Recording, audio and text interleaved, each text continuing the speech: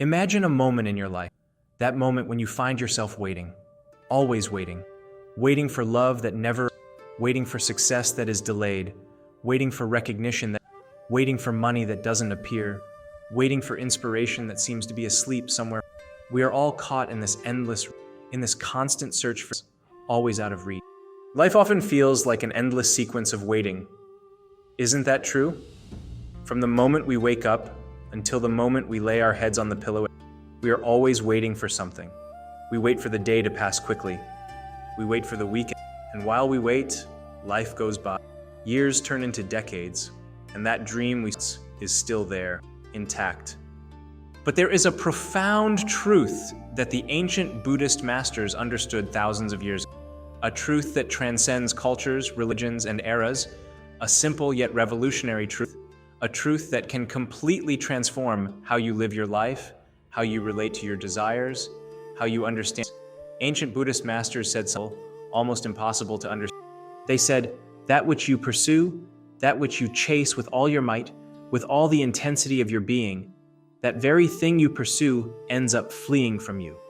The more you squeeze, the more you hold on, the more you try to control, the further away that which you desire becomes. But when you learn to let go, when you manage to open your hand, when you stop fighting against life and begin to flow with it, that's exactly when the miracle happens. That's when what you've been searching for begins to come your way. Not as a result of your struggle, but as a result of your surrender.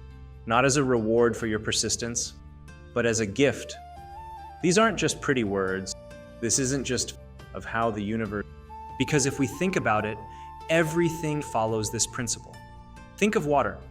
Water is the most malleable, flexible, and adaptable substance. Can you hold water in your hands? It slips through your fingers. But water, even being so weak, so adaptable, can transform mountains. Water can break down stone. Water can flow anywhere, circumventing any. Water doesn't fight against the path, it simply flows. And precisely for that reason, water is practically in. Water doesn't give up. It doesn't get frustrated. Think it can't pass through there. It simply finds. And this teaches us something profound. Life doesn't reward absolute control. Life rewards flexibility, adaptability, the ability to surrender to. When you squeeze a flower with all your might, its petals fall, its beauty fades, its fragrance dissipates. But when you hold the same flower delicately, allowing it to breathe, allowing it to be as it is, at that moment you can truly appreciate it. You can truly enjoy its beauty, its presence in your life. The same thing happens with love. When you squeeze too hard, when you try to control every detail, when you don't allow things to be what you destroy them. You transform something alive and natural into something dead. Buddhist masters understood that suffering does not come from. No, suffering comes. The Buddha taught that everything changes, everything is transient, everything is in constant motion. Are you exactly the same person you were 5 years ago? No, you're not. Your cells have been replaced, your memories have evolved, your perspectives have changed. You are essentially nothing about you remains the same. And that's true for everything around. Relationships change, jobs change. The only constant in life is change. And when you understand this deeply, when you truly internalize this truth, something magical happens. You stop fighting reality. You stop wasting precious energy trying to freeze moments, trying to keep things as they are, trying to make time stand still. When you are able to accept impermanence, when you are able to embrace the fact that everything flows, everything changes, everything is you finally find peace. It is not a temporary peace that depends on your external circumstances. It is a deep peace, a peace that is anchored in your understanding of the nature of reality. Think about your own heart. Your heart beats constantly. It doesn't stop. It doesn't say, I'm going to rest now. I'm going to stop beating for a while. No, it simply continues. It flows. It surrenders to life. And that's precisely why it remains alive, vibrant, healthy. Now, when you hold back too much, become tense. When you don't allow life to flow through you, you create blockages. You create barriers. You build walls around your heart. And these walls that you build to protect yourself end up imprisoning you. They don't let anything in, but they also don't let. Fear is the great builder of walls, the fear of not being enough. These fears lead us to build defenses. We store grudges, we hold on to resentments, we cling to relationships that have ended, we hold on to memories of failures, we cling to old thought patterns that no longer serve us. All that you're holding on to, all that you're carrying, becomes an increasingly heavy. It's as if you're carrying a backpack on your back, and each day you add another stone, another reminder, another unnecessary attachment. Over time, that backpack becomes so heavy that you can barely move. You become stuck, stagnant, unable to move forward. The Buddha taught that detachment is not indifference. This is very important to understand. Detachment does not mean that you stop caring about it. It doesn't mean you become a cold person, without feelings, without passion for life. Detachment is when you can love without needing to. It's when you can aspire to things without making them a condition for your happiness. It's when you can be close to the people you love, knowing that one day they will leave, and yet you appreciate every moment with them without reservation. Detachment means you stop making plans. You recognize that. And interestingly, when you finally accept this, when you truly surrender to this fact, find immeasurable freedom. Because while you think you can control everything, you carry an immense burden. You are constantly worried, constantly anxious, constantly trying to anticipate, constantly trying to ensure results. It's a tiring, thankless. It's like trying to hold water in your hands while it constantly. But when you stop trying to control and start trusting, things change dramatically. You begin to move more easily, more gracefully, more lightly. Doors start opening at the right moments. The right people start appearing in your path. Opportunities arise as if by chance, but you realize it's not by chance. Buddhist masters speak called the flow of Tao. It's the concept that there is a natural direct, a flow, a path that is perfect. And when you stop swimming against that flow, when you stop fighting the current, when you allow the current to carry you, that's when the magic happens. The Tao never errs. It takes you exactly where you need to be, not where you think you want to go, not where you plan to go, not where you desperately wanted to get to, but it's exactly where you need to be to grow, to learn the lessons you're. Now, all of this may sound very abstract. You might be thinking, okay, that's nice in theory, but how do I do this in practice? How do I put this into action in my real life? With my real problems, my real job, my real relationships, my real financial situation? And that's a valid question, because detachment isn't something you just decide to do. And that's it, it's done. Detachment is a practice. It's something you cultivate over time. It's something you develop gradually, through observation, through patience, through self-discipline. The first step is observation. You start paying attention to yourself. You begin to notice when you are squeezing, when you are controlling, when you are trying to force. You begin to observe your thoughts without engaging with. You see how your mind constantly tries to guarantee results, constantly tries to predict the future, constantly tries to protect you from danger. Just by observing without judging, you begin to understand patterns. You see where you're holding on, what you're holding on to, and why. Maybe you're clinging to a pain you've carried for years. Maybe you're stuck in a relationship that's already over, but you can't let. Maybe you're holding on to a dream that's no longer alive, but you don't have the courage to admit it and release it. When you can see it clearly, when you can look your attachment in the eye, transformation begins. Because you can't change what you can't see, but when you face your own truth, when you stop denying it, when you can say, yes, I am attached to this, it begins to lose its power. Detachment also begins with accepting means stopping fighting, stopping arguing with the Buddha said, what is, fighting against it only accepting. When you stop asking questions like, why is this happening to me? Why am I not entitled to this? Why is life so unfair to me? And instead you ask what this can teach me, everything changes. Your soul grows in this moment.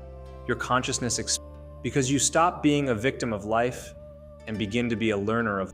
Everything that happens is no longer something against you, but something for you. Each challenge is no longer a punishment. Understand this clearly. Detachment doesn't mean you abandon your desire. You don't need to ever have desires again. Desires are a natural life force. It's perfectly healthy and natural to want things, to want to grow, to want to improve, to want to love, to want to be loved. The problem begins when your desires turn into, when you make your desires the condition for your happiness. I will only be happy when I get this. At that moment, you have created a prison for yourself. You have created a situation and external circumstance always beyond your. So yes, have desires. Work towards your goals. Take action, make plans, be disciplined, be consistent. But don't get hung up. Work with love, not anxiety. Do everything you can. Plant the seed, water it, but don't pull it out of the soil every day. Nature works it cannot be rushed. A bird cannot force an egg to hatch by putting. A seed cannot be forced to. Everything has its own rhythm, and you, as part of nature, also. When you can trust this rhythm, when you can relax in the security of knowing you are exactly where you. When you can allow things to unfold in their own, something extraordinary happens. You begin to live more lightly. You begin to move with more. Things begin to flow. Think of a river. A river doesn't argue with the rocks in its path. A river doesn't worry about reaching the sea.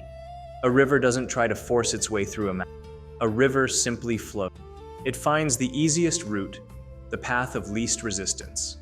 And precisely because the river flows without resistance, without tension, without struggle, it manages to move the very earth. Over time, a river can create canyons. It can transform the landscape. Your life is like that.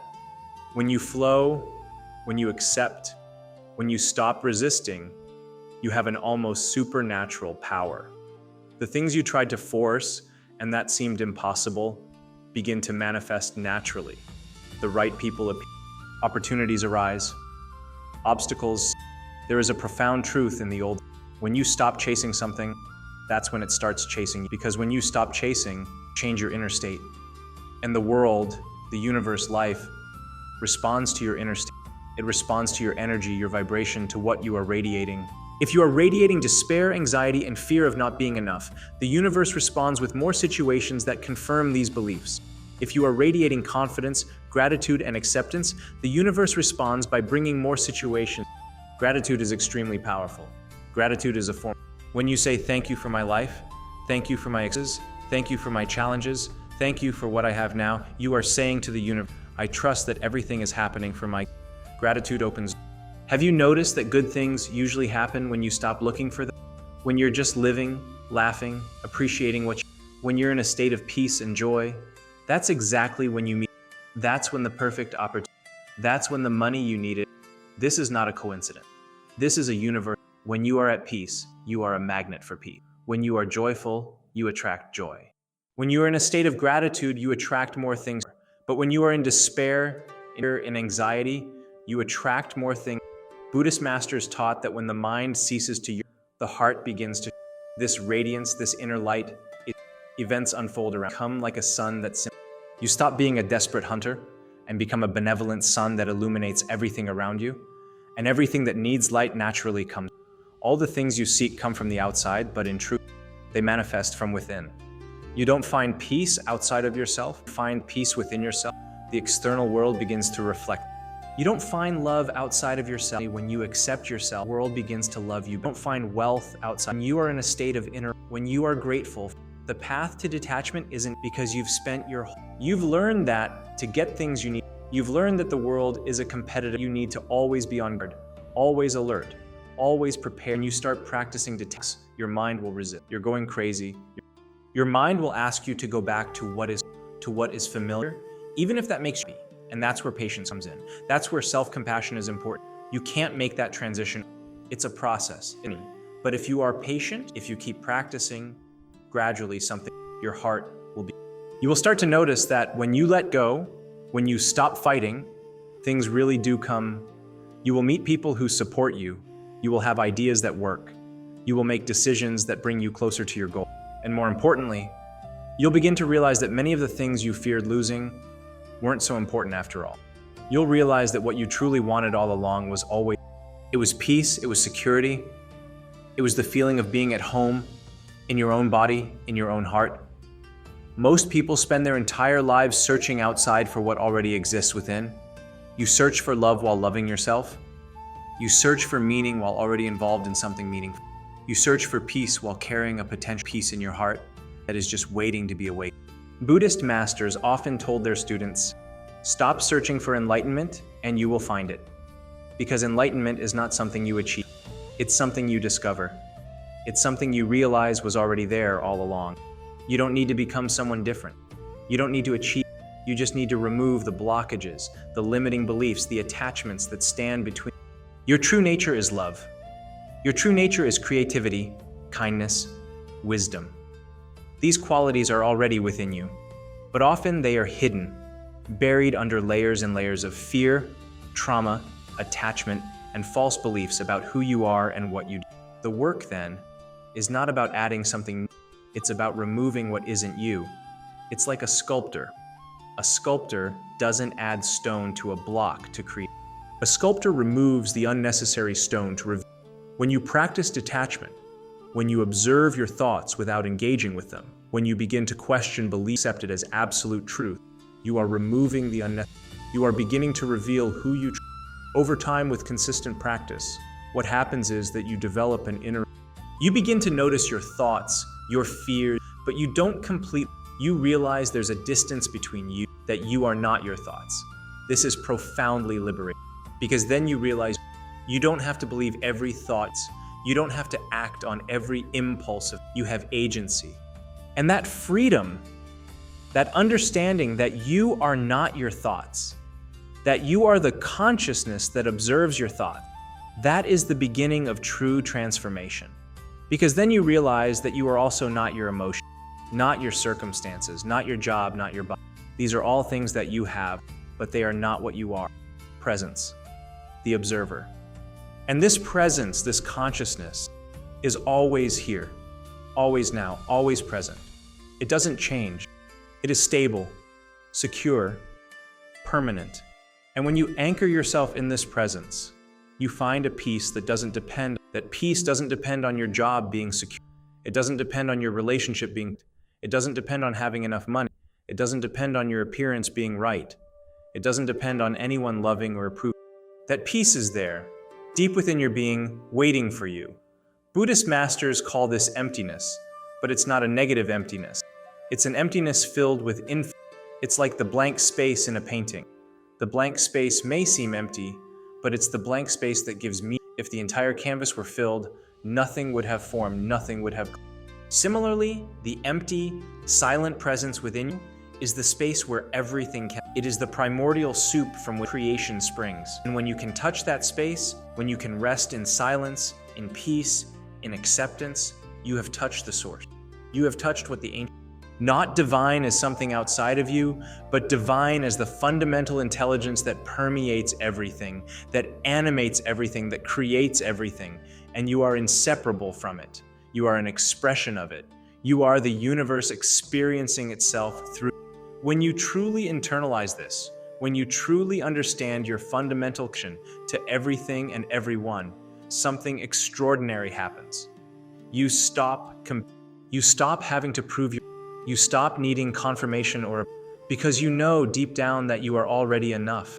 Not because you did something, not because you achieved something, but because you exist. Your very existence is enough. You don't need to become someone better, more successful, more richer to deserve respect, love, and compassion. And interestingly, it's precisely when you stop trying to become better, when you accept who you are now, that you truly begin to evolve. It's when you stop fighting against yourself that you can make authentic change. It's when you stop condemning yourself. Self-compassion is so, because most of us carry a very harsh, critical voice, and a voice that is constantly judged, constantly telling that this critical voice motivates us, that it makes us improve. But the truth is the opposite. Harsh criticism and insecurity shows that self-compassion, practice being, when you fail, instead of judging yourself harshly, simply say, okay, I tried, I learned something.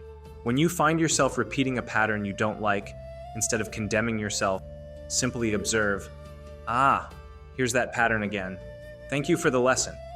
This attitude of compassionate observation instead of harsh judgment completely changes the dynamic. You stop being at war with yourself. You make peace with yourself. And it is only when you can make peace with yourself that you can truly make peace with the world. The path of detachment is also a path of forgiveness.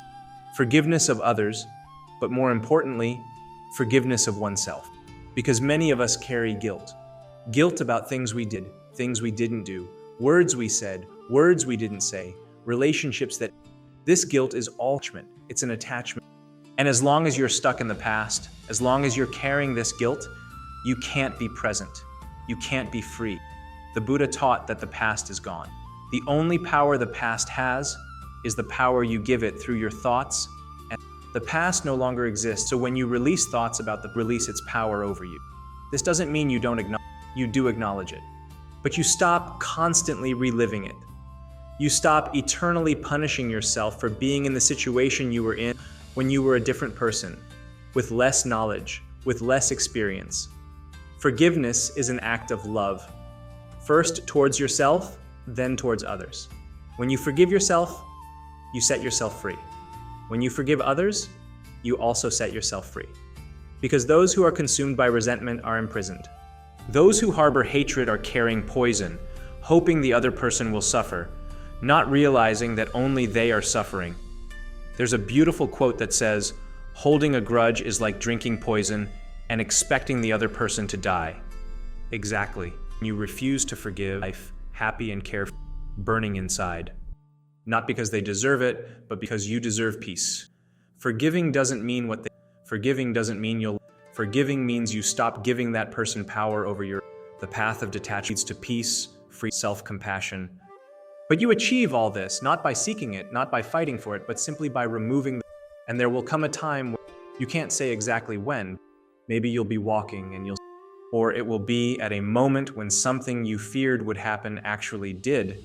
And instead of panicking, instead of despairing, you simply observe and realize that you are still here. You are stronger and more resilient than you. Or it will be when you receive something you've longed for, and instead of that explosion of happiness, you feeling of rightness, that this was always. You realize that the desire for what you obtained wasn't as important. What was important was the growth, the people you met along the way, the lessons you learned. These are the marks of someone who is and practiced detachment. Truly embrace this fact, something magical. You start to appreciate things more. You start to be more present. You stop taking life for granted. You stop thinking that tomorrow is guaranteed. You start to live each day as if it were a gift, because it truly is. And that changes everything. Because when you are present, when you are truly here now, you are happy. Not because your external circumstances have changed, but because you have changed. Your relationship with life has changed. Your understanding of life has changed. Buddhist masters speak of a state called non-self. And this may seem frightening at first. It may seem like you're going to disappear, that you're going to become nobody. But it's the opposite.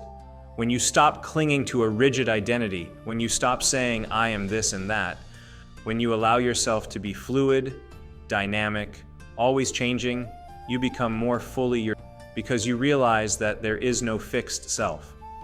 There is a presence, a consciousness, a vital energy that is here and now. And this presence is infinite. It is not limited. It can be joyful, it can be sad, it can be calm, it can be passionate, all without losing its essence. And when you understand that, truly live from that place, you become empowered, not because you are not bound to you are the vastness beneath. That's true security. Not the security that comes from having a lot of money, or being in a secure relationship, or having the perfect career. Those things can change, disappear, not work, but the security that comes from realizing that you are vaster than your problems, that you are more than your circumstances, that the awareness of who you are cannot be destroyed, that security, and it is from this place of. You can face challenges with courage. You can experience loss with grace. You can enjoy success without becoming trapped by it. You can love fully without fear of being hurt. Because you realize that even if you get hurt, you will survive. You've already survived everything that's happened so far. You are stronger than you think. So start today. Start now. Not tomorrow. Not when circumstances are. Not when you have time. Start now. Sit in silence for a few minutes. Just observe your thoughts.